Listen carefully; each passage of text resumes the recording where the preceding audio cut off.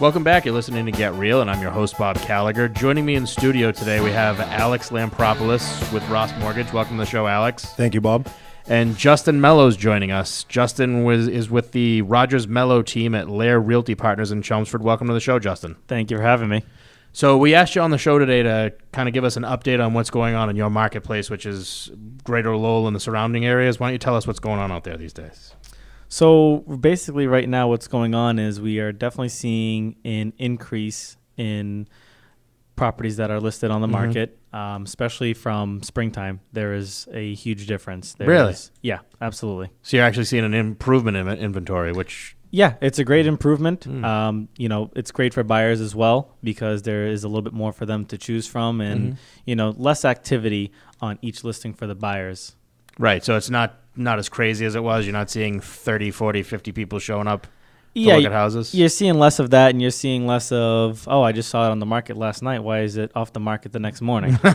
Yeah, that's pretty tough when you're out buying a house. Exactly, especially on the weekdays. It's so tough to get out after work, but, there's always that someone that was out there, maybe had a day off, got lucky, and went right away. Or just got tired of looking for a house. Yeah, exactly. They just sent their wife or the husband went and looked at it or their parents looked at it and they're like, all right, time to buy. Yeah. Did at any point during the spring market, did you see people buying it without seeing it just to get ahead of everybody else? Or? No. Yeah. Everyone always at least took a look at it before they made some sort of offer. That's smart. It would be kind of crazy to just buy it sight unseen. I would be actually a little worried if someone made an offer on a property and they hadn't seen it. Yeah, especially if when you see it, you don't like it. Chances are you're not going to go through with it anyway. Exactly. Right. So you said inventory is getting better. That's a good sign. What do you think's causing the change? Because we've been hearing for like the last 3-4 straight years that inventory just keeps dropping month after month after month. So I think the biggest change for the increase so far is just people have been kind of holding off at some point with putting the property on the market. And I think now we just saw a bunch of people that are like, all right, maybe it's time to kind of start that move now. And everyone kind of all decided to do that at one time. Over the last couple of months, basically? Yeah, exactly. Yeah. And, of course, the summer market does slow down a little bit as more people take vacations and, spend time with family. Right. Then it tends to pick back up again in the fall. Yeah. Which is kind of crazy, but we're staring down the barrel of that right now, too. Yeah, basically, the fall market will kind of get going, maybe a week after the Labor Day weekend. All right, so we're not far from that at all. Not at all. I'm also thinking that, their neighbors are seeing what their other neighbors are getting for their houses. So I think that's what they think they're going to get. Yeah. So I think that's critical. So maybe they start seeing that big number and want a piece of it before it's too late. Exactly. They're seeing the big number and then like, oh, well, maybe it's time for me to list. But again, that's what everyone else did. Is they're like, oh, wow, I saw what my neighbor got, and now everyone's doing that. So obviously that is going to lead. Put a little bit of downward pressure on prices, which isn't a bad thing at all. No. Especially after the last 4 or 5 years. Exactly. I mean, it was only a matter of time before, it was going to catch up to us eventually. But, I mean, they still do predict that the values will still increase. Right. But not not as much as we did the past couple of years. Which is good. Stability is a good thing. Exactly. Makes housing more affordable for everybody. Now, Justin, when you go to listing appointments, do your sellers talk about what's been sold around the area, like their neighbors or stuff like that? Yeah, absolutely. I mean, I think right now everyone's so much more educated because of what is online between, Zillow.com, Realtor.com. So, they're very more well aware of what has been sold. So of course they always bring up, well, my neighbor sold for $450,000, but my kitchen is much better, my house is much better, and so they really already set the expectations right before I'm even in the door because of what their neighbor or the house down the street had sold for. Right. How do you get your clients ready to list their houses for sale? So the big thing that we do, I should say that I do when I'm going in there to give a listing presentation is just kind of tell people like, what are you already planning on doing? Because for the most part, they already have a plan in mind that, I'm just going to be, touching up paint in some room or some people just say, I'm just going to sell it like it is. I think it's fine. Depending on what needs to get done. I mean, sometimes I'll walk into a house and I'll be like, wow, like this is ready to go. It's perfectly clean, no clutter. Let's get it on the market. But then obviously sometimes there's, a few houses that we walk into and we're like, hey, we definitely recommend, maybe decluttering so that the space opens up a little bit more, or maybe, take down that, bright yellow wallpaper from the 70s. Yeah. So every house really depends on, what we would recommend to them. Gotcha. And what about buyers? How do you get them ready for the market? So buyers, it depends on the buyer. So if it's a first-time home buyer, I always prepare them by bringing them into my office and going over all the documents. Okay. As a first-time home buyer, it's definitely very stressful because you're getting thrown hundreds and hundreds of documents in your face between getting pre-approved and what you're going to see throughout the process. So Right. Yeah, I can't agree with you more on that one. I personally make sure all my clients that are first-time home buyers come in and meet with me. Make sure they bring the documentation in, try to make it as stress-free as possible for them. So, Right. that exactly what you do is exactly what I do as well. So educating your buyers educating to is- take the surprise out of it. yeah, exactly. Yeah. Because, we get like a lot of inquiries like, oh, I really love this house. I want to go see this house. But we've never really met the people. So our first instinct is, all right, well, where are you at in the process? Are you ready to buy right now? Are you even pre-approved? So, sometimes a lot of these people are like, well, no, I'm not pre-approved, but, I did a quick calculation online and I'm approved for $500,000, without supporting documents. Right. So, we just like to make sure that they're actually well educated. Or they took a first-time home buyers class, and a lot of those times they still don't know anything. I mean, I wouldn't personally know anything if I wasn't in this industry. Right. If you go to one class and you sit there and you listen, half of it, not even half, is going to stick with you. So that's important. A lot of people that come in and sit with me say, I've learned so much more in 25 minutes than I learned in that whole 2-hour class. Right, because you're prepping them with the stuff they need to know and not all the fluff that they're putting in to fill up a class time. Exactly. Yeah, and then I think the worst part is there's a lot of realtors that will just keep showing you houses to sell you the house, but then when it comes to making an offer, you have no idea what you need to do. Right. And so then there's that shock element because you're like, well, what are these steps? Why do I have to give you a deposit check? Like, what is that for? Is that included for my down payment? Right. And so they honestly, sometimes they'll get so nervous because they don't know the process, and they're like, all right, I don't think I'm ready to make this offer right now. Right, yeah. So I think that's important, working with the right agent, not only as clients, but us as mortgage guys working with the right agents. I say all the time, because someone that's working, part-time as an agent might not know that, but someone like Justin that, has been doing this for numerous years, really good agent, he can kind of help me out in my job and let them know what those deposit checks are for. Right. And they do go towards your down payment. You want an experienced agent who's going to help you either get the house if you're buying or get your house sold for top dollar if you're selling. exactly. A lot of people think, well, my niece just got her real estate license, so I'm going to use her. Well, I mean, what does she bring to the table in terms of experience and negotiating? Exactly. Exactly. You want somebody who's going to be on your side to help you actually get the best deal. So that's why it's important to work with somebody that's full-time like Justin. Yep. You said that inventory has actually improved. It's increasing. Are you seeing a drop in multiple offer situations, or are you still seeing a lot of those? Yeah, I mean, especially the higher end, we're seeing a drop in the multiple offer situation, but it's still very active for first-time home buyers in that price range. I think between like the 300 to 350 category, it's still quite competitive out there.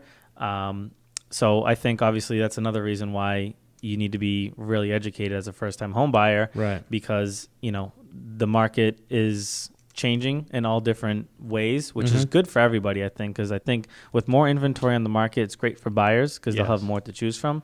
And I think it's still great for the sellers because although there is more inventory, we're not drenched with properties on the market where, they have. And there's certainly no shortage of buyers out there. I mean, there's pent-up demand for years at this point. Exactly. I mean, we had demand good enough for a solid year or two still. Yeah. But, so it's still a great time for everybody. Yeah, absolutely.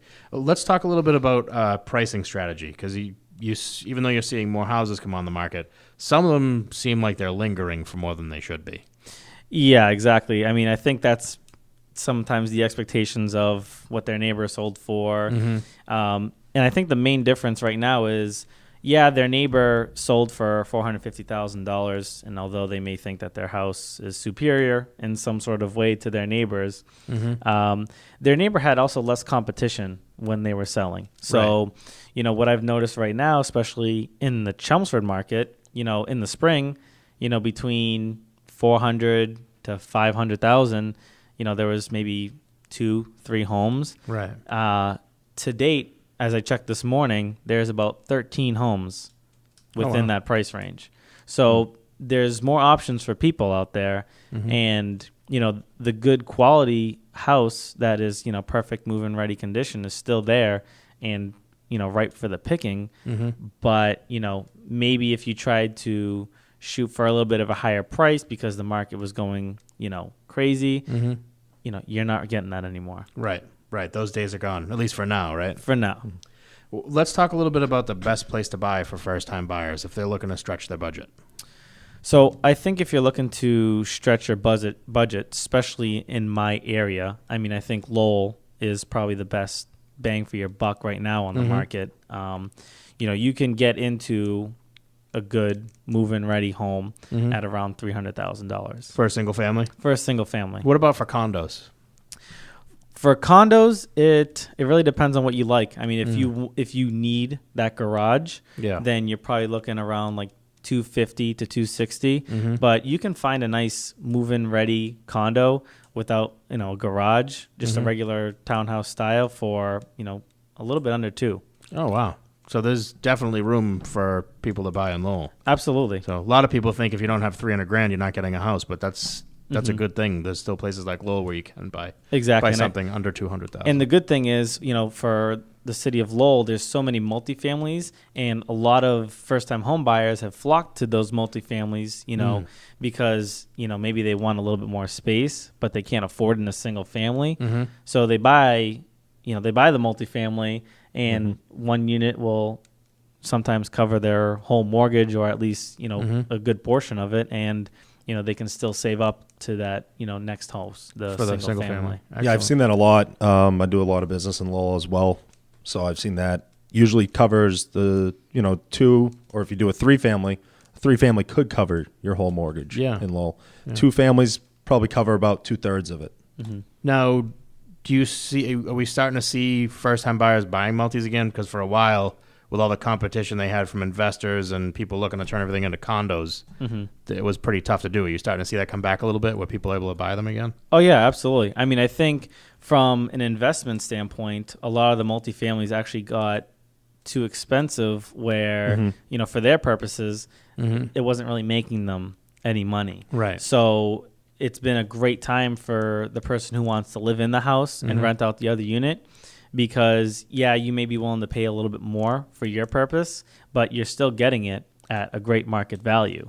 So I think it's really a better time right now to buy the multifamilies if you're a first-time home buyer, because, I mean, the last 2 that I listed, the past couple months, they both sold to first-time home buyers. Excellent. That's excellent. It's also good that you can get into the house for 3.5% down, use your FHA mortgage, and it's a primary residency. So it's definitely important if you're going to do a multifamily, and I see it all the time with my clients, is they want to do it first before they buy their single family. Absolutely. Because then you have a rental property, and then that rental property, I actually just did a loan for a guy the other day. We just closed, and his wife tried to get him to sell the 2-family.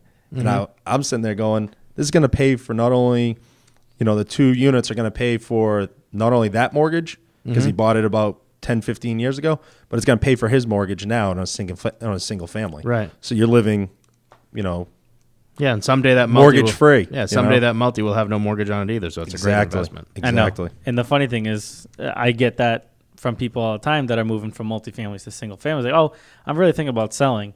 and they think I'm crazy as a realtor when I say, I don't really think you should sell that. I think it's a great investment for you. And they're like, oh, wow, like, you don't think I should sell it? Really? Right.